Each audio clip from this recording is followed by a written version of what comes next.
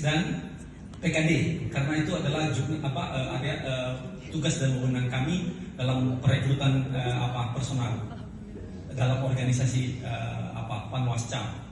Tapi lebih baik, bagusnya pelajaran yang Ibu sampaikan hari ini, tataran mana yang harusnya supaya cakap gitu dari atas sampai ke bawah, itu tataran mana yang harusnya dibenahi dari segi evaluasi tadi.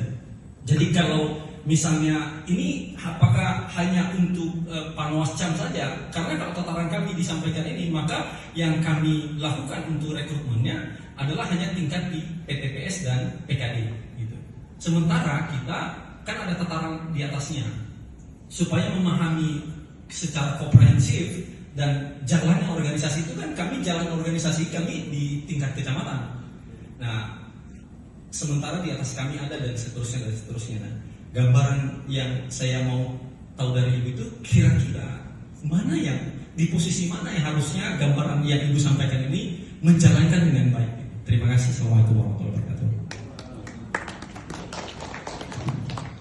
Baik, terima kasih Pak Aro. Mungkin ini satu dua aja Bang Anies, tapi Bang Anies sudah banyak, udah banyak langsung tanya jawab interaktif sama Bu Rahma.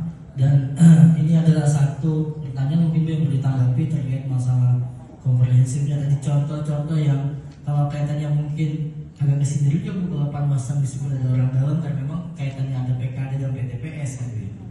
Apakah memang sebetulnya rekrutmen terutama dalam penyelenggaraan pemilu ini juga idealnya di tingkatan apa dan di tingkatan mana yang seharusnya dibenahi? Terima kasih moderator. Pak Ara, ini pertanyaan sangat berbobot nih, ya kan? Jadi kalau dunia yang saya sampaikan ini adalah dunia akademis, ya. Dunia akademis itu adalah dunia ideal. Jadi kalau ada yang bilang the science, the soul itu, dimana ada fakta, terus ada yang seharusnya. Nah itu biasanya diukur berapa persen sih antara yang ideal dengan yang de facto.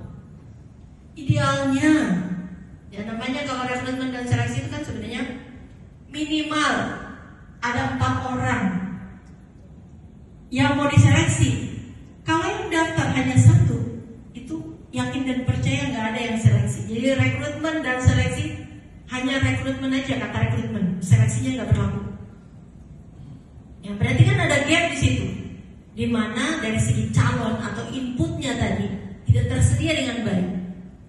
Nah itu bisa diidentifikasi lagi. Kenapa inputnya? Ya, dulu tahun 2019 itu kan inputnya sangat kurang. Boro-boro 1 TPS. Kalau sekarang kan saya dengar pilkada 1 TPS sudah sampai 5, 4 gitu. Tapi ada yang senjang juga, maksudnya ada 1 TPS nggak ada pendaftar, tapi 1 TPS sampai 5 gitu ya. Berarti kan ada masalah di situ. Nah kalau di 29 identifikasi inputnya ternyata agak susah kan? 25 tahun itu orang sudah bekerja, sudah mapan, sudah apa gitu. Lalu lahirlah yang namanya Perpu, ya, Undang-Undang Nomor 7 Tahun 2023, ya, yang menyatakan usia diturunkan 21 tahun, kalau nggak tercapai lagi bisa 17 tahun.